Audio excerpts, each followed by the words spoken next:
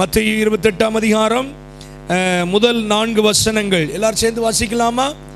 ஓய்வு நாள் முடிந்து வாரத்தின் முதலாம் நாள் விடிந்து வருகையில் மகதலேனா மரியாளும் மற்ற மரியாளும் கல்லறையை பார்க்க வந்தார்கள்.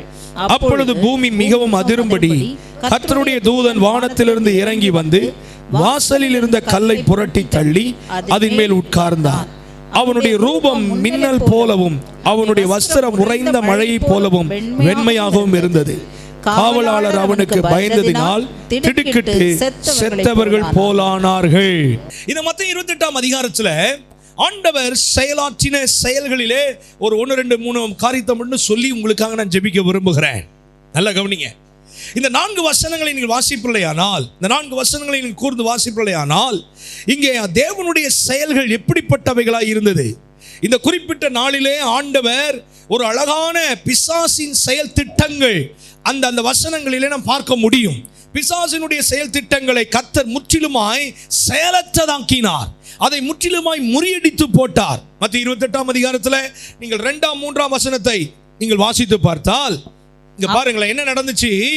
அந்த நேரத்தில் இந்த இயேசுவை கல்லறையில் வைத்து விட்டார்கள். கல்லறையில் வைத்தது மாத்திரமல்ல, அதை மூடி வைத்திருக்கிறார்கள். இப்போ அந்த நேரத்தில் என்ன நடக்குதுன்னா, கல் புரட்டப்பட்டது, மின்னல் வருகிறது, தூதன் இறங்கி வருகிறான். இப்போ என்ன காவல்காரர்கள் அந்த என்ன பண்ணிட்டாங்க அப்படின்னா, அவங்க நீங்க வாசி பாருங்க, காவல்காரர்கள் அதை பார்க்குறாங்க. எதை பார்க்குறாங்க? மின்னல் வீசுறத பார்க்குறாங்க, அங்கே தேவ தூதன் இறங்கி வருகிறத பார்க்குறாங்க, பூமி அதிர்கிறத பார்க்குறாங்க, வாசல் இருந்த கல் புரட்டி தள்ளப்படுகிறத பார்க்குறாங்க. ஆனால் இவன் என்ன பண்ணுறான் தெரியுமா? சாத்தான் 11ஆம் வசனம் நீங்கள் வாசித்து பார்த்தீங்கன்னா 11, 12, 13 சாத்தான் என்ன செய்கிறான் பாருங்களேன். கல் புரட்டப்படுகிறது, கல்லறை திறக்கப்படுகிறது, தேவ தூதர்கள் இறங்கி வருகிறார்கள், அங்கே மின்னல் வீசுகிறது, அங்கே பூமி அதிர்கிறது. இது எல்லாத்தையும் அவன் பார்த்து கொண்டு இருந்த காவல்காரர்கள் நேர ஆசாரியர்கள்ட்ட போய் இப்படிலாம் நடக்குதுன்னு சொல்றாங்க. இப்படிலாம் நடந்துச்சு, தூதர்கள் இறங்கி வந்தாங்க, மின்னல் வீசினது, கல் புரட்டப்பட்டது, இயேசு வெளியே வந்துட்டாரு, அவர் அங்க இல்ல, அவர் அடக்கி வைக்க முடியல. ஆசாரியர்கள்ட்ட போய் சொன்ன உடனே 11ஆம் வசனத்தில் வாசிக்கிறோம், அவர்கள் காவல் சேவகர்கள் சிலர் நகரத்திற்குள்ளே வந்து நடந்த யாவற்றையும் பிரதான ஆசாரியர்களுக்கு அறிவித்தார்கள். இவர்கள் மூப்பரோட கூடி வந்து ஆலோசனை பண்ணி சேவகருக்கு வேண்டிய பணத்தை கொடுத்து, நாங்கள் நித்திரை பண்ணுகையில் அவனுடைய சீஷர்கள் ராத்திரியில வந்து அவனை களவாய் கொண்டு போய் விட்டார்கள் என்று சொல்லுங்கள் என்று சொல்லி உயிர்த்தெழுதலின் வல்லமையை, உயிர்த்தெழுதலின் மகிமையை, உயிர்த்தெழுதலின் செயலை மூடி மறைக்கிறவன் சாத்தான் என்ன செஞ்சிட்டான்? நல்லா கவனிங்களேன். இயேசு உயிர்த்தெழுந்தார். அந்த நேரத்தில் பல காரியங்கள் நடக்கிறது. ஆனால் அப்படியே சாத்தான் என்ன பண்ணிட்டான் தெரியுமா? மூடி மறைக்கிறான்.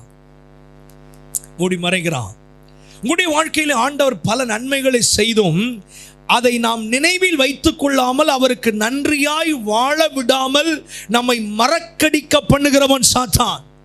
அது தெரிஞ்சுக்கோங்க. சபையின் மூலம் நாம் பெற்ற நன்மைகள், ஊழியர்கள் மூலம் நாம் பெற்ற நன்மைகள், தேவன் கொடுக்கிற சத்தியத்தின் மூலம் நாம் அனுபவித்த ஆசீர்வாதங்கள், இதெல்லாம் நாள் போக போக போக சத்துரு என்ன பண்ணுவான்னா, ஆண்டவர் செய்த அநேக ஆசீர்வாதங்களை அவன் மூடி மறைக்கிறவன், மறக்க பண்ணுகிறவன். ஆனா அது முடியுமா? அது முடியாது. காசு கொடுத்து மறைக்க பார்க்கிறான். போய் சொல்றாங்க கல்லறை திறந்துடுச்சு, மின்னல் வந்தது, தேவ தூதர்கள் வந்துட்டாங்க, எல்லா காரியத்தையும் சொல்றாங்க. ஆனா சத்துரு என்ன பண்றான் தெரியுமா?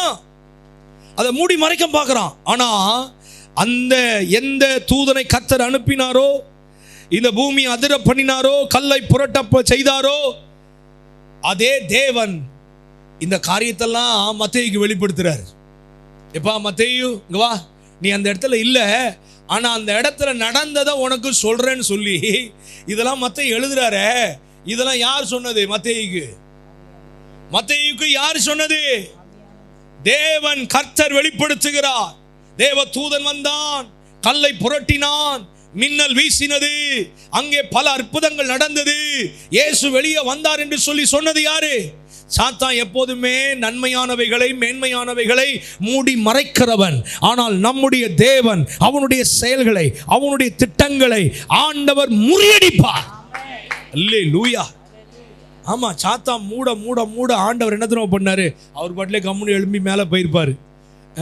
இப்போ என்ன பண்ணிட்டார்? 40 நாளாக இருந்து, சொல்லுங்க நீங்க வாசிங்க 1 கொரிந்தியர் 15ஆம் அதிகாரம், 1 கொரிந்தியர் 15ஆம் அதிகாரம் 3ஆம் வசனத்திலிருந்து நீங்க வாசி பார்த்தீங்கன்னா, 1 கொரிந்தியர் 15ஆம் அதிகாரம் 3ஆம் வசனத்திலிருந்து, நான் அடைந்ததும் உங்களுக்கு பிரதானமாக ஒப்புவித்ததும் என்னவென்றால், கிறிஸ்துவானவர் வேத வாக்கியங்களின்படி நமது பாவங்களுக்காக மரித்து அடக்கம் பண்ணப்பட்டு வேத வாக்கியங்களின்படி 3ஆம் நாளில் உயிர் தெழுந்து கேபாவுக்கும் பின்பு 12 தரிசனமானார்.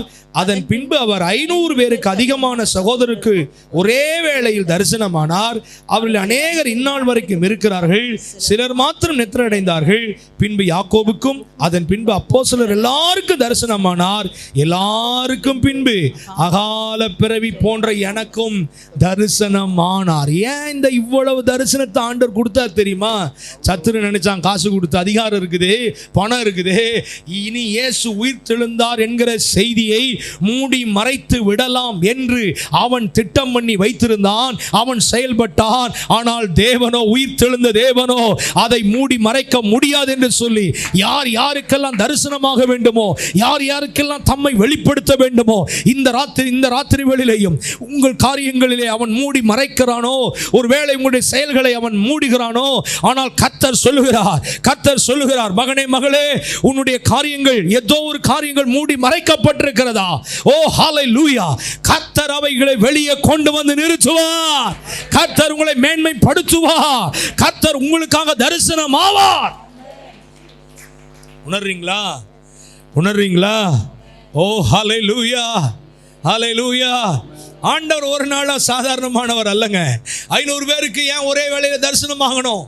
சாத்தான் நினைச்சா மூடி மறைச்சிடலான்னு 4 பேருக்கு காசு கொடுத்து மறைச்சான். அவனால் அவ்வளவுதான் முடியும். ஆனால் தேவனோ பல மடங்கு தரிசனமாகிறார். சீஷர்களுக்கு தரிசனமாகிறார், பயந்தவர்களுக்கு தரிசனமாகிறார். எம்மாவூர் சீஷர்கள் நடந்து போயிட்டு இருக்கும்போது தரிசனமாகிறார். தோமாவுக்கு தரிசனமாகிறார். மகதலேனா மரியாளுக்கு தரிசனமாகிறார். பல பேருக்கு ஆண்டவர் தம்மை உயிரோடு இருக்கிறவராக காண்பிக்கிறார். இந்த கொரிந்தியர்ல பவுல் எழுதும் பொழுது அந்த பவுல் அங்க கிடையவே கிடையாது. உயிர்த்தெழுதலை பார்க்காத பவுல் அவனுக்கு தரிசனமாகிறார். நான் உயிர்த்தெழுந்தேன் என்று சொல்லி, அகால பிறவி போன்ற எனக்கு தரிசனமானார். உங்கள் வாழ்க்கையில சத்துரு என்ன பண்ணுவான் தெரியுமா? மூடி மறைக்க பார்ப்பான். அவன் எப்போதுமே நம்ம ஆண்டவர் நமக்கு செய்தவைகளை மறக்கடிக்க பண்ணுகிறவன், நம்மை மறந்து போக பண்ணுகிறவன் அவன். அதை நல்லா கவனிக்கணும். இந்த உயிர்த்தெழுதலின் செய்தி நமக்கு ஆழமாய் கற்றுத் தருகிற பாடம் என்ன? இஸ்ரவேல் ஜனங்கள் எகிப்திலே போய் சேர முடியாமல் இருந்ததற்கு ஒரு காரணம் இருக்குது. ஒன்று அவருடைய அவிசுவாசம், அப்படி வேதத்தில் வாசிக்கிறோம். இன்னொரு முக்கியமான காரணம் இருக்கிறது. உபாகமம் 32ஆம் அதிகாரம் 18ஆம் வசனத்திலிருந்து நீங்கள் வாசித்து பார்த்தால், அங்கே மோசேயின் மூலம் ஆண்டவர் சொல்றாரு, நீ உன்னை ஜெனிப்பித்த கன்மலை நீ நினையாமற் போனாய், உன்னை பெற்ற தேவனை நீ மறந்தாய். மோசே மிகுந்த அங்கலாய்ப்போடு இஸ்ரவேல் ஜனங்கள் கடைசியாய் தங்கள் நினைவிலே வைத்துக் கொள்ள வேண்டிய 7 காரியங்களை சொல்லுகிறார். அதிலே ஒன்று, உன் தேவனை மறந்துடாத. ஏன்னா சத்துரு என்ன பண்ணுவான் தெரியுமா? தேவனை மறக்கடிக்க பண்ணுவான், மறைக்க பார்ப்பான். உங்களுக்கு ஆசீர்வாதத்தின் மேல் ஆசீர்வாதத்தை கர்த்தர் கொடுக்கணும்னா, ஏற்கனவே கர்த்தர் உங்களை ஜெபத்தை கேட்டு நன்மைகளை செய்தார் அல்லவா? ஏற்கனவே உங்கள் வாழ்க்கையில பல காரியங்களை உங்கள் வாழ்க்கையில அவர் செய்தார் அல்லவா? அதற்கு நாம் நன்றியா இருக்கணும். அதற்கு நாம் கவனம் செலுத்தணும். ஆண்டவர் அதை கவனிச்சு கேட்பார், பார்ப்பார். அதை கர்த்தருக்கு ஸ்தோத்திரம் உண்டாவதாக, கர்த்தருக்கு மகிமை உண்டாவதாக. ஆமென். அல்லேலூயா சொல்லுங்க. அல்லேலூயா. கர்த்தருக்கு ஸ்தோத்திரம் உண்டாவதாக. ஆமென். இந்த சத்துரு அதை செய்கிறவன். அவன் என்ன செய்வானா, அதனால தான் சொல்றாரு, நீ மறந்துடாத, நினைப்பாயாக.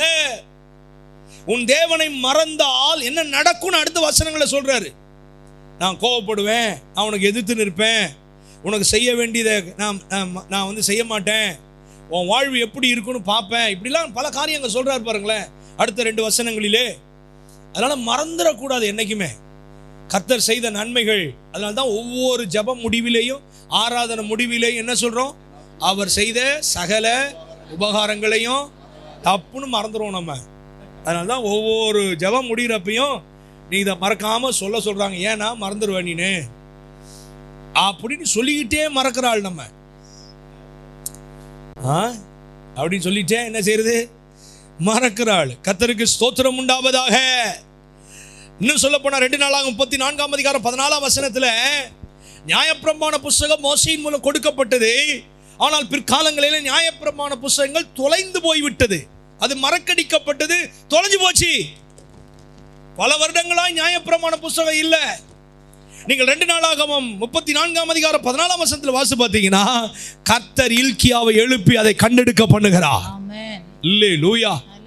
மறந்து போனவைகளை கர்த்தர் திரும்ப எடுக்கிறார் பாருங்க. ஏதோ ஆண்டவர் செய்த நன்மைகளை நீங்க மறந்து போயிட்டீங்களா? ஏதோ ஒரு காரியம் நீங்கள் ஜெபம் பண்ணியோ, நீங்கள் உபவாசம் இருந்தோ, அல்லது சபையின் மூலமாகவோ, அல்லது ஏதோ ஒரு காரியத்தினால் தேவனிடத்திலிருந்து பெற்ற நன்மைகளை மறந்திருந்தால், இந்த உயிர்த்தெழுந்த நாளில் ஆண்டவரே அதை மறந்துட்டேன், மறக்கடிக்க பண்ணிட்டேன், ஆண்டவரே அதை மன்னிச்சிருங்க, நமக்கு நன்றி சொல்றேன். வேதம் சொல்லுகிறது, உழுத நிலம் போல மாறிட்டான் அவர் சரீரம். உழுத நிலம் போல மாறிச்சு. அது மாத்திரமல்ல, சிலுவையிலே ஆணிகள் அடிக்கப்பட்டது, கோலினால் அடித்தார்கள், முட்களினால் அவர் தலையிலே முள்முடி சூட்டினார்கள். யோசிச்சு பாருங்க, ஓங்கி கன்னத்தில் அறையிறாங்க, தலையில குட்டுறாங்க, காரி துப்புறாங்க. இப்படி இயேசுவினுடைய சரீரம் முழுவதும் அலங்கோலமாக உழுத நிலம் போல ரத்தம் வடிய அவருக்கு சதை தொங்குகிறது, நரம்பு பிக்கப்பட்டிருக்கிறது, எலும்பு உடைஞ்சிருக்குது. அவரை இறக்கி அடக்கம் பண்ணணும்னா அது ஈஸி கிடையாது. சிலுவையிலிருந்து 2 பேர் எப்படிங்க இறக்க முடியும்? எப்படி இறக்க முடியும்? அது எவ்வளவு கஷ்டம் தெரியுமா? யார் உதவிக்கு வந்தா? அவனே இறக்கி அடக்கம் பண்றான். இது ஒரு பெரிய பாக்கியம். எந்த சீஷர்களுக்கு கிடைக்காத பாக்கியம். எந்த நம்பினவர்கள் இயேசு 3 பேரை உயிரோடு எழுப்பியிருக்கார் நமக்கு தெரிஞ்சு, ஒருத்தவங்க கூட பக்கத்துல வரல. ஆனால் இந்த அரிமத்தியா ஊரான யோசேப்பு நிக்கதேமோ வந்து செலுவிலிருந்து இறக்கி முதுகுல சுமந்துட்டு அவரை இறக்கி துணிகளில் சுற்றி கந்தவர்க்கங்கள் எல்லாம் போட்டு அழகா எடுத்து அடக்கம் பண்றாங்க. ஏன்னா இந்த சரீரம் அடுத்த நாள் உயிரோட எழும்புன்ற விசுவாசம் அவர்களுக்குள்ள இருந்தது. யார் சபையில கஷ்டமா ஊழியம் செய்வாங்க தெரியுமா? அவங்களுக்கு ஒரு நம்பிக்கை இருந்தாதான் செய்வாங்க. ஒரு சபையிலே தேவனிட்ட பணிகளை யாரால் செய்ய முடியும் என்றால், தேவன் இதெல்லாம் கவனிக்கிறார், பார்க்கிறார், இதற்கு ஒரு பெரிய பலனை வைத்திருக்கிறார். இது தேவன் என்கிட்ட பணி என்று நினைக்கிறவர்கள் தான் எவ்வளவு கஷ்டமான காரியங்களா இருந்தாலும் அதை நிறைவேற்றி முடிச்சிருவாங்க. ஆமென். இல்லாட்டா காலையில வர்றதோட சரி, காலையில நான் வர்றதே பெருசு பாஸ்டர் அப்படின்னா என்ன அவங்கள வச்சு என்ன செய்ய முடியும்? இங்க பாத்தீங்கன்னா அப்படி அவன் யோசேப்பு அவன் உள்ள வச்சு இப்படி கல்லை அவனே தள்ளி வைக்கிறான். அவ்வளோ பெரிய கல்லை என்ன செய்யறான்? 2 பேர் தான் சேர்ந்து தள்ளி இருக்கணும் இல்லை, யாராவது ஹெல்ப்புக்கு வந்தாங்களான்னு தெரில, கல்லை தள்ளி வச்சிட்டான். இப்போ என்ன பண்ணிட்டாங்கன்னா, சாத்தா என்ன பண்ணுறான்னா, உடனே இங்கே பாருங்களேன், நீங்கள் மற்ற 27ஆம் அதிகாரத்தில் நீங்கள் வாசி பார்த்தீங்கன்னா 63ஆம் வசனத்தில் அங்கே இருந்த ஆட்கள் என்ன சொல்கிறாங்க? ஆசாரியன்ட்ட பிலாத்துக்கிட்ட போய், ஆண்டவனே அந்த எத்தன் உயிரோடு இருக்கும் போது 3 நாளைக்கு பின் எழுந்திருப்பேன் என்று சொன்னது எங்களுக்கு ஞாபகம் இருக்கிறது. என்னதான்? இவர் உயிரோடு எழும்பிடுவார்னு சொன்னதே எங்களுக்கு ஞாபகம் இருக்கிறது. ஆகையால் அவனுடைய சீஷன் ராத்திரியில வந்து அவனை களவாய் கொண்டு போய் மரித்தோர்ந்து எழுந்தார் என்று ஜனங்களுக்கு சொல்லாதபடிக்கு முந்தின எத்தை பார்க்கிலும் பிந்தின எத்தை கொடிதாய் இருக்கும் படிக்கும் நீர் 3 நாள் வரைக்கும் கல்லறையை பத்திரப்படுத்தும்படி கட்டளையிட வேண்டும் என்றார்கள். அதற்கு பிலாத்து, உங்களுக்கு காவல் சேவகர் உண்டே, போய் உங்களால் கூடிய மட்டும் பத்திரப்படுத்திக் கொள்ளுங்கள். பிலாத்திட்ட சொன்ன உடனே அவன் சொல்லிட்டான், உங்களுக்கு தான் காவல்காரங்க இருக்கிறாங்களே, கூடிய மட்டும் போய் நீங்கள் என்ன செய்யுங்க, பத்திரப்படுத்திக் கொள்ளுங்கள். அப்போ வந்து அவர்கள் போய் கல்லுக்கு முத்திரை போட்டு காவல் வைத்து கல்லறையை பத்திரப்படுத்தினார்கள். முத்திரை போட்டாங்க, சீல் பண்ணிட்டாங்க. சங்கிலி எல்லாம் போட்டு என்ன பண்ணிட்டாங்க சொல்லுங்க? சீல் பண்ணி வச்சிருக்கிறாங்க. முத்திரை போட்டார்கள் என்ன சும்மா ஸ்டாம்பா குத்துனாங்க? இல்ல இல்ல, அதில் நல்ல சங்கிலியெல்லாம் போட்டு அந்த கல்லை தள்ள முடியாதபடி, யாரும் கிட்ட அண்ட முடியாதபடி, கிட்ட வர முடியாதபடி, அதை தொட முடியாதபடி அதில் சோல்ஜர்ஸை, காவல்காரர்களை வைத்து அதை சீல் பண்ணி வச்சிருக்கிறாங்க. இது சத்துரு செய்கிற காரியம். சில வேளைகளில் நாம் செயல்பட முடியாதபடி சத்துரு என்ன பண்ணுவான், நம்மளை சீல் பண்ணி வச்சிருவான். சில காரியங்களை வைத்து கட்டி வச்சிருவான். இந்த காரியத்தை நீ செய்யணும்னு நினைக்கிறல்ல, இந்த காரியத்தை நீ சொல்லியிருக்கிறல்ல, இந்த காரியம் உன் வாழ்க்கையில் நடக்கும்னு தெரியுதுல்ல, அதனால இங்க பார், நீ செயல்பட முடியாதபடி நான் அதை சீல் பண்றேன்னு சீல் பண்ணுவான். ஆனால் கர்த்தரோ அவருடைய செயல்களை ஒரு மனிதனும், ஒரு அரசாங்கமும், ஒரு சட்டமும், எந்த ஒரு நபரும், எந்த சத்துருவும் அதை சீல் பண்ணவே முடியாது. அவைகளை உடைத்தெறிகிற உயிர்த்தெழுதலின் வல்லமை இயேசுவுக்கு உண்டு, நம்முடைய தேவனுக்கு உண்டு. அல்லேலூயா, அல்லேலூயா, அல்லேலூயா. கர்த்தருடைய வார்த்தைக்கு விரோதமாய், தேவனுடைய திட்டத்துக்கு விரோதமாய் எத்தனை பேர் கூட்டம் கூடினாலும், எத்தனை பேர் விரோதமாய் எழும்பினாலும், அல்லேலூயா, உங்களுக்கு விரோதமாய் வைத்திருக்கிற திட்டங்கள் அது செயல்பட முடியாமல் அவைகளை, சத்துருக்களை எதிர்த்து அவைகளை மேற்கொள்ளுகிற வல்லமை உயிர்த்தெழுதலின் ஆவிக்கு உண்டு. அல்லேலூயா. அது ஆண்டவர் எப்படி அதை செஞ்சார் தெரியுமா? அது ஆண்டவர் எப்படி செஞ்சார்? இந்த 28ஆம் அதிகாரத்தை நீங்க வாசி பார்த்தீங்கன்னா 2ஆம் வசனத்துல வாசிங்க. அப்பொழுது பூமி மிகவும் அதிரும்படி செய்தார். என்ன செஞ்சாராம்? பூமி ஆண்டவர் என்ன செஞ்சார்? இப்படிலாம் சீல் போட்டு வைக்கிறியப்பா அப்படின்னு சொல்லி ஆண்டவர் என்ன பண்ணார் தெரியுமா? நம்ம என்ன பண்ணுவோம்னா, பூமியை விலைக்கு வாங்கலாம் அல்லது பூமியில குழி தோண்டலாம். இதான் நம்ம செய்யலாம். நம்ம என்ன செய்ய முடியும்? பூமியை விலை கொடுத்து நம்ம விலைக்கு வாங்கலாம். பூமியை, இந்த பிளாட் என்னோடது, இந்த ஏக்கர் என்னோடது, இந்த லேண்ட் என்னோடதுன்னு விலைக்கு வாங்கலாம். பூமியில குழி தோண்டலாம், தான் செய்ய முடியும். பூமி அதிர பண்ண முடியுமா? எந்த மனுஷனாலும் முடியாது, எந்த ராஜ்யத்தாலும் முடியாது. ஆனால் உயிர்த்தெழுதலின் வல்லமை இந்த பூமியை குளிக்கிறோம், இந்த பூமியை அதிர பண்ணோம். அல்லேலூயா. அதான் உயிர்த்தெழுதலின் வல்லமை. அல்லேலூயா, ஹல்லேலூயா. தூதன் கல்லை புரட்டினது மாத்திரமல்ல, நீங்க வசனத்தை 2ஆம் வசனத்தை நீங்க வாசி பார்த்தீங்கன்னா, புல் இந்த கல்லை புரட்டி அதன் மேல உட்கார்ந்தானா. என்னவா? நீங்க ஒரு வார்த்தையை அதை யோசி பாருங்களேன். கல்லை புரட்டி தள்ளது மட்டும் இல்ல, என்ன செஞ்சான்? ஏன் உட்கார்ந்தான்? ஏன் உட்கார்ந்தான்? கல்லை புரட்டி தள்ளிட்டு மேல உட்கார்றான். ஆமா, ஏன்னா அந்த பையனுக்கு திருப்பி மூடிட கூடாதுன்னு. நம்முடைய தேவன் நம்மளை விடுவிச்சிட்டாருன்னா ஒருத்தனும் பூட்ட முடியாது. அல்லேலூயா. நம்புறீங்களா? வெளிப்படுத்தல் 3:7 வாசிக்கிற, ஒருவரும் பூட்டக்கூடாதபடி திறக்கிறவரும் ஒருவரும் திறக்க கூடாதபடி பூட்டுகிறவரும் அவர். அல்லேலூயா, ஹல்லேலூயா, ஹல்லேலூயா. 2 ராஜாக்கள் 2ஆம் அதிகாரம் 22ஆம் வசனத்தை நீங்க வாசி பாருங்க. இதெல்லாம் ஆழமான சத்தியங்கள். நீங்க வீட்டில் போய் வாசி பாருங்க. எலிசா எரிகோவில் இருந்து அவன் போகும்போது ஒரு அற்புதம் நடக்குது. என்ன நடக்குது? அங்க உள்ள நிலம் பாழாய் இருக்கிறது, தண்ணீர் கெட்ட தண்ணீரா இருக்குது. ஜனங்கள் எல்லாரும் கம்ப்ளைண்ட் பண்றாங்க எலிசா கிட்ட, ஐயோ தண்ணீர் கெட்ட தண்ணீரா இருக்குதுன்னு. உடனே எலிசா என்ன பண்றாரு தெரியுமா? உப்பு எடுத்துட்டு அந்த தண்ணீர்ல போடுறாரு. எவனாவது உப்பு போடுவானா? யோசிச்சு பாருங்க. நீங்க அதை வாசி பார்த்துறீங்களா? அதை வாசி பாருங்க. உப்பு தண்ணீரை தான் நல்ல தண்ணீராக பார்ப்பாங்க. ஆனா இவன் கெட்ட தண்ணியை நல்ல தண்ணி ஆக்குறதுக்கு என்ன பண்றான்? உப்பு போட்டு அதை நான் நல்லாகிட்டேன்றான். நீங்க அந்த வசனத்துல என்ன எழுதிப்பட்டிருக்கு? 2 ராஜாக்கள் 2ஆம் அதிகாரம் 22ஆம் வசனம் 2ஆம் அதிகாரம் வாசிங்க.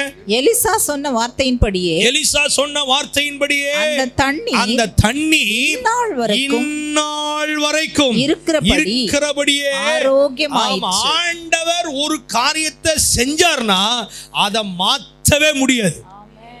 தேவ தூதன் ஏன் அது மேல ஏறி உட்கார்ந்தான்? ஆண்டவர் திறந்ததை இந்நாள் வரை மூட முடியாது. அல்லேலூயா, ஹல்லேலூயா. அவர் திறந்ததுதான். ஆமென், ஆமென், ஆமென். சத்துரு மூட முடியாது. எவ்வளவு நேரம் அந்த தூதன் உட்கார்ந்திருப்பான்னு நினைக்கிறீங்க? காவற்காரர்கள் செத்தவர்களை போல விழுந்தாங்கல்ல, அவனும் எழுந்து ஓடுறவர்களும் உட்கார்ந்துருக்கிறான். இவங்க திடுக்கிட்டு ஓடுறவர்களும் தூதன் உட்கார்ந்துருந்தான். அதுக்கப்புறம் அந்த மரியாள், மகதலேனா மரியாள்லாம் பார்க்க வந்தாங்களே, அவங்களுக்கும் பதில் சொல்லிட்டு உட்கார்ந்து 2 பேர் எல்லாம் போன பிறகுதான் தூதன் போனான். உங்களுடைய வாழ்க்கையில கர்த்தர் தான் செய்வார். உயிர்த்தெழுதலின் வல்லமை என்ன நடக்கும் சொல்லுங்க, என்ன நடக்கும் சொல்லுங்க, என்ன நடக்கும் தெரியுமா? ஆண்டவர் பாதியிலே விட்டுட்டு போறவர் அல்ல. சொல்லுங்க சொல்லுங்க, கையை வைத்து சொல்லுங்க, என் தேவன் பாதியில் என்னை விட்டுட்டு போறவர் அல்ல. என் தேவன் ஏதோ ஒரு காரியத்தில் நீனே அதை பார்த்துக்கோ அப்படின்னு சொல்லிட்டு விட்டுட்டு போறவர் அல்ல. எனக்காக இறங்கி வந்து முற்று முடிய என்னை ரட்சிக்க வல்லவர், எனக்காக யாவையும் செய்து முடிக்கிறவர் அவர். நீங்க சொல்லும் பொழுதே அப்படிப்பட்ட கிரியைகள் நடக்கும் நடக்கும் நடக்கும் நடக்கும் நடக்கும் நடக்கும் நடக்கும். இந்த உயிர்த்தெழுதலின் கர்த்தர் உங்கள் வாழ்க்கையிலே அதை செய்கிறார். இங்க இன்னொரு காரியம் நடக்குது பாருங்களேன். தூதன் வந்த உடனே என்ன வந்து தெரியுமா? 3ஆம் வசனத்துல அவனுடைய ரூபம் மின்னலை போல இருந்துச்சு, அவனுடைய வஸ்திரம் உறைந்த மழை போல. அவன் ஏன் மின்னலை போல வந்தான்? ஏன்னா அவன் வந்து அந்த கல்லை புரட்ட வேண்டிய நேரம் அல்லது அந்த செயல்படுத்தின நேரம் எப்பனா ஒரு இருட்டி நேரம். ஏன்னா இந்த ஸ்திரீகளே அதிக இருட்டோட வராங்க. இந்த ஸ்திரீகளே காலையில் போறாங்க அதிக இருட்டோட விடிந்து வருகையில் அந்த அதுக்கு முன்னாலேயே இயேசுவை அதுக்கு முன்னாலே எழும்பிட்டார் அவரு. ஆனால் அந்த கல்லறை இந்த ஸ்திரீகள் வருவதற்கு முன்பதாகவே இருட்டிலேயே அவன் என்ன பண்ணணும், அதை திறக்கணும், அப்படிதானே, திறந்து வைக்கணும். அப்ப இவன் வந்து இந்த தூதன் வந்த உடனே இப்ப சாதாரணமா ஒரு மின்னல் அடிக்கல. ஒரு ஆள் வந்து கல்லை திறந்தானா என்ன செஞ்சிருப்பாங்க? அந்த சோல்ஜர்ஸ்லாம் ஆள் எடுத்திருப்பான். அவன் அங்க ஒரு காவல்காரர்கள் நிக்கிறாங்களே, என்ன செஞ்சிருப்பாங்க? மின்னல்லாம் அடிக்கல, பூமி அதிர்ல, எதுவுமே நடக்கல. தூதன் வந்து திறந்தா கூட என்ன பண்ணிருப்பாங்க? ராத்திரி ஏன்னா இருட்டா இருக்குல்ல, அவன் ஆள் எடுத்திருப்பான். இப்ப வந்து தூதன் வந்த உடனே மின்னல் அடிக்குது. அப்ப அவங்களுக்கு தெரியுது, ஓஹோ இது சாதாரண விஷயம் இல்லை, ஏதோ ஒரு டிவைன், ஏதோ ஒரு தெய்வீகமான செயல் நடக்குதுன்னு சொல்லிதான் செத்தவர்களை போல விழுந்தாங்க. அல்லேலூயா. நான் சொல்றது நீங்க புரிஞ்சிக்க முடியுதா? யோசிக்க முடியுதா? ஆண்டவர் நம்மளை விடுதலை ஆக்குகிற விதமே வித்தியாசமானது. எவரும் அண்ட முடியாத, எவரும் நம் பக்கத்தில் நெருங்க முடியாத உயிர்த்தெழுதலின் வல்லமை அதுதான் உயிர்த்தெழுதலின் வல்லமை. எந்த மனிதனும் எதிர்த்து நிற்க முடியாத காவலாளிகள். 4ஆம் வசனத்தில் வாசிக்கிறோம், காவலாளிகள் அவனுக்கு பயந்ததினால் திடுக்கிட்டு செத்தவர்களை போலானார்கள். மின்னல் அடிச்ச உடனே அவ்வளவுதான். அவங்களுக்கு அது வரலும் என்ன வீராப்பா பேசியிருப்பான், நம்ம அதை பண்ண ஒரு கையை பார்த்துருவோம், எவனும் வரட்டும் பார்த்துருவோம், வெட்டி விடுவோம், வெட்டி ஆச்சு போச்சுன்னு சொல்லியிருப்பான். ஆனால் ஒரு தூதன் வந்து மின்னல் அடிச்சுது பாருங்க, அவனுக்கு தெரியும் இது சாதாரண மனுஷன் அல்ல. நீங்கள் வேதத்தில் நீங்கள் வாசி பார்த்தீங்கன்னா, பார்வோன் தன்னோடு இருக்கும் மந்திரவாதிகளை மோசையை ஆண்டவர் அனுப்புகிறாரு, ஆரோனை அனுப்புகிறாரு. ரெண்டு பேரும் கோலை போடுறாங்க. அங்கே பார்வோனும் மந்திரவாதியை வச்சுக்கிட்டு செய்கிறான். பார்வோனும் இவங்களுக்கு சவாலா விடுற மாதிரி என்னென்னமோ காரியம் பண்றான். ஆனா குறிப்பிட்ட நேரம் வந்தது, மோசை ஆண்டவர் பயன்படுத்த ஆரம்பித்தார். மந்திரவாதிகளே பார்வோன்ட்ட போய் சொல்றாங்க. யாத்திராகமம் 8ஆம் அதிகாரம் 19ஆம் வசனத்துல மந்திரவாதிகள் யாத்திராகமம் 8:19 சொல்றாங்க, மந்திரவாதிகள் பார்வோனை நோக்கி இது தேவனுடைய விரல் என்றார். அல்லேலூயா. இது என்ன தெரியுமா? இது தேவனுடைய விரல். அல்லேலூயா. உயிர்த்தெழுதலின் வல்லமை சாதாரணமானது அல்ல. ஆமென். கர்த்தருடைய நாமத்திற்கு மகிமை உண்டாவதாக. இந்த வசனத்தில் இன்னொரு முக்கியமான காரியத்தை பார்க்கிறோம். இந்த தூதர்கள் இறங்கி வந்து கல்லை புரட்டினது நோக்கம் என்னவென்றால், இவர்களுக்கு ஒரு ஆழமான விசுவாசத்தை தேடி வந்த, அதிகாலையிலேயே தேவனை இயேசுவை தேடி வந்தார்கள் அவர்கள். அந்த ஸ்திரீகள் கூட உயிர்த்தெழுந்த இயேசுவை பார்க்க வரல, கல்லறையில் இருக்கிற இயேசுவை தான் பார்க்க வந்தாங்க. அந்த ஸ்திரீகள் கூட இயேசு உயிர்த்தெழுந்திருப்பார் என்ற நம்பிக்கையில் வரல. கல்லறையில் வந்து அவருக்கு ஏதோ கந்தவர்க்கம்லாம் வச்சுட்டு ஏதோ அவர் யாராவது எடுத்துட்டு போயிட்டாங்களா, அங்கே தான் வச்சிருக்காங்களா, பத்திரமா இருக்காரா அப்படின்னு பார்க்கறதுக்காக வந்தாங்க. யோசிச்சு பாருங்க, உயிர்த்தெழுந்த இயேசுவை பார்க்க வரல. ஏன்னா கூட இருந்த சீஷர்களே அவர் உயிர்த்தெழுவார் என்ற நம்பிக்கை கிடையாது. அப்படி இருந்திருந்தா இந்த ஸ்திரீகள் வருவதற்கு முன்பதாக சீஷர்கள் வந்திருப்பாங்க. சீஷர்களுக்கும் நம்பிக்கை கிடையாது, அவரை சுற்றி இருந்த ஒருத்தருக்கும் நம்பிக்கை கிடையாது. ஆனாலும் இயேசுவை பார்க்கணும்னு வராங்க இவங்க. அதான் ஒரு பெரிய ஆச்சரியம். காலையிலே தேடி வராங்க. ஆனா அவங்களுக்கு ஆண்டவர் அந்த கல்லை புரட்டி தாம் உயிரோடு இருக்கிற விசுவாசத்தை அவர்களுக்குள்ளே ஊன்ற கட்டுவிக்கும்படியாய் தூதனை அனுப்பி கல்லை புரட்டுகிறார். உங்கள் விசுவாசம் அதிகரிக்க கர்த்தர் செய்ய வேண்டிய காரியங்களை உங்கள் வாழ்க்கையில தனிப்பட்ட ரீதியில கர்த்தர் செய்வதை நீங்கள் பார்ப்பீர்கள். 1 கொரிந்தியர் 15ஆம் அதிகாரம் 14ஆம் வசனம் 17ஆம் வசனம் நீங்க வாசி பார்த்தீங்கன்னா 1 கொரிந்தியர் 15 14 17 மரித்தோர் உயிர்த்தெழாவிட்டால் கிறிஸ்துவும் எழுந்திருக்கவில்லை. கிறிஸ்து எழுந்திருக்காவிட்டால் உங்கள் விசுவாசம் வீணாயிருக்கும். விசுவாசம் வீணே. 14ஆம் வசனம் கிறிஸ்து எழுந்திருக்கவில்லை என்றால் எங்கள் பிரசங்கமும் விருதா. இயேசு உயிரோட எழும்பலனா, திறக்கப்பட்ட கல்லறை இல்லனா பிரசங்கமும் வேஸ்ட், விசுவாசமும் வேஸ்ட். ஏன் தூதனை வைத்து கல்லை புரட்ட பண்ணினார்? காலையிலே தேடி வராங்க. இந்த மாலை வெளியில தேடி வந்திருக்கிற உங்களை பார்த்து கர்த்தர் சொல்றார், நீங்க எதுக்காக வந்தீங்கன்னு கர்த்தருக்கு தெரியும். நீங்க எந்த சூழ்நிலையோடு வந்திருக்கிறீங்கன்னு உங்களுக்கு தெரியும். உங்கள் விசுவாசத்தை கனம் பண்ணுகிறவர் அவர். ஆண்டவரை தேடுகிற விதத்தை அவர் கவனிக்கிறவர் அவர். உங்களுக்காக புரட்டி உங்கள் விசுவாசத்தை அதிகரிக்க பண்ணுகிற, உங்கள் விசுவாசத்தை ஊன்ற கட்டுவிக்கிற தேவன் அவர். அல்லேலூயா, அல்லேலூயா. ஆமா, கல்ல புரட்டுறார் பாருங்க, கல்ல தள்ளுறார் பாருங்க. தள்ளி தாம் உயிரோடு இருக்கிறவராக நிரூபித்தார். அல்லேலூயா. அப்படி காண்பிச்சுட்டு நமக்கு தெரியும், இந்த யோவான் 20ஆம் அதிகாரத்தில் இந்த ஸ்திரீகள் என்ன பண்ணாங்கன்னு அங்கே தெளிவாக சொல்லியிருக்கு. அதெல்லாம் உங்களுக்கு தெரியும், அதனால சொல்ல விரும்பல. யோவான் 20ஆம் அதிகாரத்தை நீங்கள் வாசி பார்த்தீங்கன்னா, நான் உங்களுக்காக ஜெபிக்க போகிறேன், ரொம்ப நல்ல கவனிங்க. யோவான் 20ஆம் அதிகாரத்தில் காலையிலே தேடி வராங்க இந்த ஸ்திரீகள் வந்து அழுதுகிட்டே வராங்க. 11ஆம் வசனத்தில் மரியாள் கல்லறையின் அருகே வெளியே நின்று அழுது கொண்டிருந்தாள். அழுது கொண்டிருக்கையில் அவள் குனிந்து கல்லறைக்குள்ளே பார்த்து இயேசுவின் சரீரம் வைக்கப்பட்டிருந்த இடத்திலே வெள்ளுடை தரித்தவர்களாய் 2 தூதர்கள் தலைமாட்டில் ஒருவனும் கால்மாட்டில் ஒருவனுமாக உட்கார்ந்திருக்கிறதை கண்டாள். இந்த காரியத்தை உங்கள்ட்ட பேசியிருக்கேன். தூதர்களை லிட்டரலா பாக்குறாங்க. கால்மாட்டில் ஒருத்தனும் தலைமாட்டில் ஒருத்தனும் உட்கார்ந்திருக்கிறாங்க. அந்த தூதர்கள் இவங்க லாங்குவேஜ்ல பேசுறாங்க, இவங்க தூதர்கள்ட்ட பேசுறாங்க. லிட்டரலா பாக்குறாங்க தூதர்களை. நம்மளா இருந்தா என்ன பண்ணுவோம்? இயேசுவை தேடுறதை விட்டுருவோம், தூதன்ட்ட பேசிட்டு இருப்போம். அப்படிதானே? இதானே நியாயம்? இயேசுவை தேடிக்கிட்டா இருப்போம். ஆமாம், நீங்கள் ஏன் இப்படி வெள்ளையாக இருக்கிறீங்க? உங்களுக்கு ரெக்கை எவ்வளோ தூரம், நீங்கள் எவ்வளோ தூரம் பறப்பீங்க, உங்கள் வெயிட் என்ன, எத்தனை பேர் இருக்கிறீங்க, உங்களுக்கு 2 சிறகா 6 சிறகா 4 சிறகா, ஆமாம் நீங்கள் பரலோகம் எப்படி இருக்கும், இயேசுநாதர் ஆண்டவர் எப்படி இருப்பார், அங்கே எப்படி நம்மளுக்குலாம் லேண்ட் வாங்கி வச்சுருக்காரா, வீடு கட்டி வச்சுருக்காரா, என்னென்னலாம் கேட்க முடியுமோ எல்லாத்தையும் கேட்டுட்டு இயேசுநாதரை தேடுறதை விட்டுருவோம். யார்கிட்ட பேசிகிட்டு இருப்போம்? தூதர்கிட்ட பேசிட்டு ஆமேன்னு போட்டு போயிடுவோம் நம்ம, இல்லை? ஆனால் இவங்க தூதர்கிட்ட பேசவே இல்லை. லிட்டரலாக பார்க்குறாங்க, தூதர்கிட்ட பேசவே இல்லை. தூதர்கிட்ட கேட்குறாங்க, இயேசுநாதர் எங்க, இயேசுநாதர் எங்க? அவங்க நோக்கம் ஃபோக்கஸ்டு எதுக்கு நேராக இருந்தது தெரியுமா? இயேசுவுக்கு நேராக இருந்தது. இந்த ராத்திரியில் கூடி வந்திருக்கிற நீங்கள், உங்கள் நோக்கம் எதுக்கு நேராக இருக்குது? எதுக்கு நேராக இருக்குது பாருங்க. நான் யாரை தேடுறேன்? இயேசுக்குரிய ஆசீர்வாதங்களை தேடுறேன்னா, இயேசுவை தேடுறேன்னா, என்னுடைய எதிர்பார்ப்பு எதை நோக்கி இருக்கிறது? இந்த ஸ்திரீகள் காலையிலே தேடி போனாங்க. ஏன் தெரியுமா? உயிர்த்தெழுந்த இயேசுவை பார்க்க போல. அதனால்தான் அங்க தூதர்கள் இல்ல, அவர் உயிர் தெழுந்துட்டாரு, அவர் கலிலேயாவுக்கு போயிட்டாருன்னு சொன்ன பிறகு நம்பல. யாரு? இந்த ஸ்திரீகள். அப்பயும் அழுதுகிட்டே இருக்கிறாங்க. நம்மளா இருந்தா என்ன பண்ணிருப்போம்? அதை நம்மளா நம்பவும் மாட்டோம், அது வேற விஷயம்.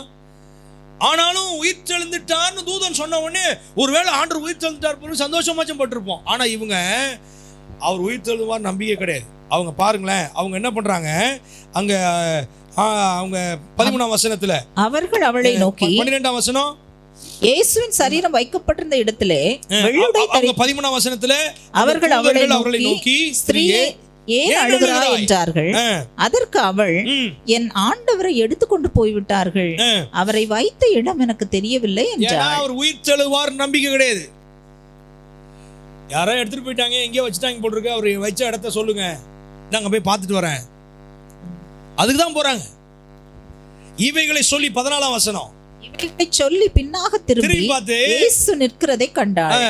ஆனாலும் அவரை இயேசு என்று அறியாதிருந்தாள். ஏன் அறியல? உயிர் தெழுந்திருப்பார்னு நம்பிக்கை இல்ல. இயேசுன்னு தெரியலையா? இது பெரிய கூத்து. ஒரு நாள் தான் ஆச்சு. வெள்ளிக்கிழமை அவர் சிலுவையில் அரைஞ்சாங்க, ஒரு நாள் சனிக்கிழமை பார்க்கல, ஞாயிற்றுக்கிழமை தெரியாம போச்சு. எப்படி? நான் உங்களை சொல்லல, ஒரே நாள்ல மறக்கிற ஆட்கள்லாம் இருக்கிறாங்கல்ல. இது என்ன பாவிகளோ தெரியல, ஒரே நாள்ல சபையை மறந்துற ஆட்கள் நீங்களாம் கிடையாது. சே நான் அங்கிட்டு சொல்றேன், ஒரே நாள்ல சபையை மறந்து, ஒரே நாள்ல தேவன் கொடுத்த ஆசீர்வாதங்களை மறந்து, ஒரே நாள்ல நன்மைகளை மறந்து, இங்க பாருங்க, ஒரே நாள்ல இயேசுனே தெரியல. ஏன்னா அவங்க நம்பிக்கை கிடையாது, இயேசுதான் அது நம்பிக்கை கிடையாது. அவரை தோட்டக்காரன் எண்ணி, ஐயா இயேசு எங்கேயாவது வச்சிருந்தா எடுத்துக்கொண்டு போனா என்கிட்ட சொல்லுங்க அப்படின்றாங்க. அப்படிதானே கேட்கறாங்க. இயேசு நிற்கிறதை கண்டால், ஆனாலும் அவரை இயேசு என்று அறியாது இருந்தார்கள். இயேசுவை பார்த்து, ஸ்திரீயே ஏன் அழுகிறாய், யாரை தேடுகிறாய்? ஸ்திரீயே, என்ன அழகா கூப்பிடுறாரு பாருங்க, யாரை தேடுகிறாய்? ஐயா அவரை தோட்டக்காரர் என்று எண்ணி, ஐயா நீர் அவரை எடுத்துக்கொண்டு போனதுண்டானால் அவரை வைத்த இடத்தை எனக்கு சொல்லு, நான் போய் அவரை எடுத்துக்கொள்ளுகிறேன். துணியெல்லாம் சுத்திட்டாங்க, அவர் எழும்ப மாட்டாரு, நான் போய் அவரை எடுத்துக்கிறேன். அடுத்த வசனத்தில் ஆண்டவர் சொல்றாரு, மரியாளேன்னு கூப்பிடுறாரு. இயேசு அவளை நோக்கி, மரியாளே. அப்பதான் அவளுக்கு தெரியுது, இந்த வாய்ஸ் எங்கேயோ கேட்டிருக்கோமே, இந்த சத்தம் இயேசுநாதர் தானே இப்படி கூப்பிடுவாரு. சாத்தான் எப்போதுமே நம்ம செஞ்ச தவற பாவத்தை சொல்லி தான் கூப்பிடுவான். அவன் திட்டுப்ப, இவன் கொலைகாரன், அது மோசமான, இப்படிதான் சாத்தான் சொல்லுவான். நம்ம வாயில கூட யாரை பத்தியாவது இப்படி ஏதாவது மோசமா வந்துச்சுன்னா நமக்குள்ள என்ன இருக்குன்னு அர்த்தம். நான் சொல்லல, நல்லதா சொல்லணும். ஆண்டவர் எப்போதுமே தீமையை சொல்றவர் அல்ல. ஆமா, ஆண்டவர் எப்போதுமே நன்மையானவைகளை பேசுகிறவர். ஆண்டவர் எப்போதுமே பேர் சொல்லி தான் கூப்பிடுவார். மரியாளேன்னு கூப்பிட்ட உடனே தான் அவளுக்கு தெரியுது, ஆஹா இது இயேசு தானே இப்படி நம்மளை கூப்பிடுவாரு. இந்த வாய்ஸை நம்ம எங்கே கேட்டிருக்கிறோமே. ரபூனின்னு போய் தொட போறா. இயேசு சொல்றாரு, என்னை தொடாத, நான் இன்னும் பிதாவினிடத்துல போகல. அவர் உயிர் தெழுந்த உடனே எங்க போயிருக்கணும்? பிதாவினிடத்துல போய் கையை காமிச்சு, இங்க பாரும் வெற்றி அடைஞ்சிருக்கிறேன், மரிச்சேன், உலகத்தின் பாவத்தை சுமந்து தீர்த்துட்டேன், இதோ பாருங்க 3ஆம் நாள் நான் உயிரோடு எழும்பிட்டேன், இங்க பாரு என் கையை பாரு, விழாவை பாரும், உனக்காக நீர் செஞ்ச எல்லாத்தையும் சித்தத்தை செஞ்சு முடிச்சிட்டேன்னு சொல்லி அவர் போய் பரலோகத்தில் ஒரு வெற்றி கொண்டாட்டத்தை கொண்டாடி இருக்கணும். அதை கூட கொண்டாட போகாம தோட்டத்திலே சுற்றி வராரு. இந்த ஸ்திரீகள் தன்னை தேடி வருவாங்க. நல்ல கவனிங்க. இந்த ஸ்திரீகளை தான் இயேசு கலிலியாவுக்கு போங்க போய் சொல்லுங்கன்னு சொல்லி அனுப்புறாரு. சரி, நான் ஒரு கேள்வி கேட்கிறேன். இந்த ஸ்திரீகளுக்கு 2 தூதனை வச்சு சொன்ன இயேசு அதே மாதிரி தூதர்களை அனுப்பிச்சு சீஷர்கள்ட்ட போய் சொல்லி கலிலியாவுக்கு வர சொல்லுங்கன்னு சொல்லியிருக்கலாம்ல. ஏன் இயேசு செய்யல? ஒன்று தெரிஞ்சுக்கோங்க, நாம் இயேசுவை சந்தித்து விட்டோம், இயேசு நம்மளை சந்தித்து விட்டார், அவருடைய ரட்சிப்பை பெற்றுக் கொண்டிருக்கிறோம், அவரை நாம் முகமுகமாய் தரிசிக்கிறோம், அப்படிதானே? அவரால் கிடைத்த நன்மைகளை இப்ப ஒரு சிஸ்டர் நல்ல சாட்சி சொன்னாங்க. உயிர்த்தெழுந்த இயேசுவுக்காக நீங்க வாழ்வீர்களே ஆனால், அவரை அறிவிக்கிறவர்களாக நீங்கள் மாறுவீர்களே ஆனால், உயிர்த்தெழுந்த தேவன் உங்களுக்காய் கிரியை செய்வதை நீங்கள் பார்ப்பீர்கள், உங்களை கொண்டு கிரியை செய்வதை பார்ப்பீர்கள்.